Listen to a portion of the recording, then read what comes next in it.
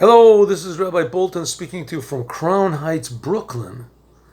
And as you can guess, this is the holiday of Sukkot. Here we have the commandment of the lulav and the etrog. And the lulav really has, this is really the lulav, the central branch here. And this is the hadas. There's at least three of them. You can put more. And then we have the arava, which is just the willow branches, two branches of the willow tree. Why do we do this strange thing? Because that's what it says in the Torah. God, whatever reason, God decided that the Jewish people should take these four different types and shake them on the holiday of Sukkot. And we've been doing this for 3,300 plus years nonstop. So this is a very, very significant and deep and meaningful and important commandment. But there's other commandment also, and the holiday of Sukkot is called on the name of that commandment, and that's to sit in the booth. And I'd like to tell a story about this, and it is two Chassidic Chabad that were exiled in the time of Stalin. They were exiled to a place called Tajikistan, and they had to report every day to the KGB offices, and it was very difficult for them to do commandments. It could be that they brought tefillin with them, those boxes that you put on the arm, but except for that, they couldn't do the holiday commandments. Where could they get this? They had to have special matzah sent to them for Passover.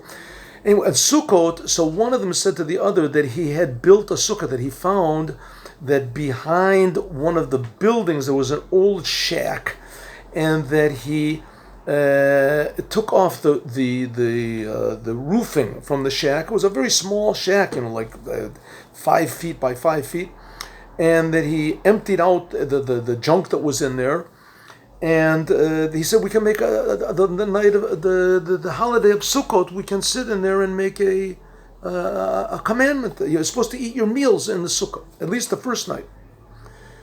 So he said, okay, I will bring the wine and the bread, and you bring the fish or something. There was no meat, fish and vegetables. And that's what they do. The two Hasidim, they went into the sukkah, and they were about to make their secret meal, because if they got caught, it would be in big trouble. So the one who built the sukkah, who originated this whole idea, he said to the other one, listen, I got two pieces of not good news and one piece of good news. And the other one said, well, what are the good?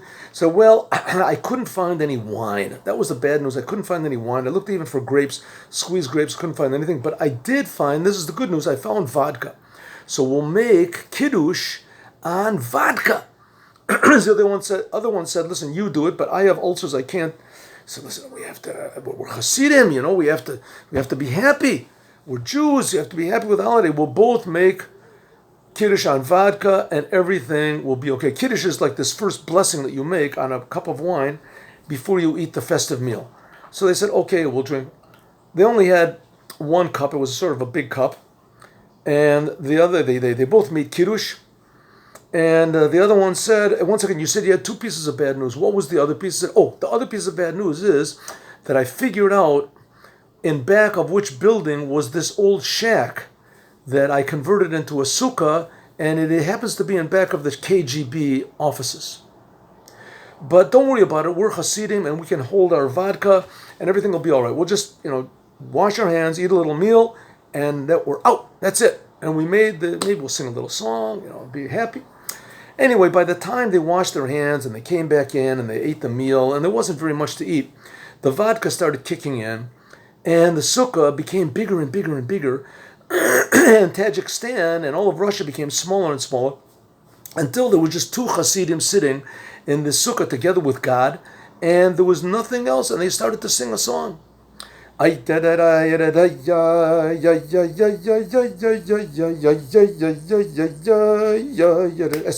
first they sang it very quietly, but as they started getting more sort of, independent because of the vodka, as they sang louder and louder, all of a sudden they heard a knock on the door.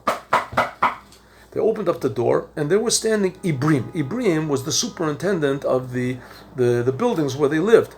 Very nice guy. So they said they were Muslims. So he said, "Oh, Ibrahim, how are you?" So Ibrahim said, "Oh, how are you? What are you doing? What are you singing? What are you making so much noise?" So they said, oh, it's a birthday party. So he said, oh, really? Whose birthday party? So each one pointed at the other one and said, his birthday party. And he said, listen, I know that this is your holiday today. It's your holiday. So they said, okay, it's a holiday. We reported today to the KGB. There's nothing wrong with making a holiday. He said, listen, I have greetings for you, special greetings. They said, oh yeah, from Camille. From who? He said, from Camille. They heard the name Camille, and it was like somebody threw a bucket of cold water over them. Camille was the head of the KGB offices in the city where they were. So he said, tell me, Ibrahim said, you couldn't find a better place to make your sukkah right underneath the offices of the KGB? So, but listen, I want you to know that Camille heard your singing. He heard you singing. And he called me over to the window, and he pointed. He said, what is that down there? I said, I don't know, a couple of drunks. It's okay. People can have a right to get drunk. It's like a Russian national pastime. He said, no, that's not. Camille said, I know what that is. Why do they get drunk in that booth? So those are those Jews. It's the Jews, it's their holiday today. So I said, okay, there's nothing wrong with that. He said, what do you mean nothing wrong with that? The reason they got thrown into exile here is because they were doing their holidays. He said, those Jews, they know that I hate them, and they know I could kill them. In fact, those Jews know that everybody hates them. The whole world is against them. And what do? They're happy. They're dancing, they're rejoicing. Said, I want you to go down and tell those Jews that I envy them. I'm jealous of them. I would go down myself, but I know it would wreck up their holiday. And that's what I'm here for. I came to tell you that Camille is jealous of you, and he sends you a happy holiday. After they got out of their exile, after 5 years later, said that was the happiest Sukkot that they ever had in the history of their life. And so it will be with all mankind when they see the happiness of the Jewish people. It says the reason that the Jewish people will merit for Mashiach, as we say, Shir HaMalos, Beshuv Hashem et Shivat Zion, Hayinu Kacholamim, we will like dreamers. Az Yom Schot Pino, our mouths will be filled with joy. Az Yom Goyim, the Goyim will say, Higdil Hashem Lasot Imelu. Look what God did to the Jewish people. He made them so great. And we'll say to the non-Jews, Higdil Hashem Lasot Imanu. You want to know why God did so great with us?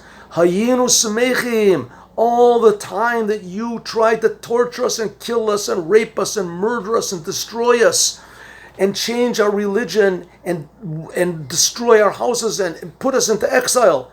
Hayinu Samechim. We were happy. We rejoiced. And it's that rejoicing which will spread to the whole world and bring joy and happiness to all mankind when they see and feel that the creator of the universe is creating them, creating all the non-Jews. They'll drop all of their religions and all mankind will worship only the one God that took the Jews out of Egypt and is creating all mankind and providing all mankind. Then God will have the rulership over the whole world, and that's why we need Mashiach now. Chag Sameach to everybody.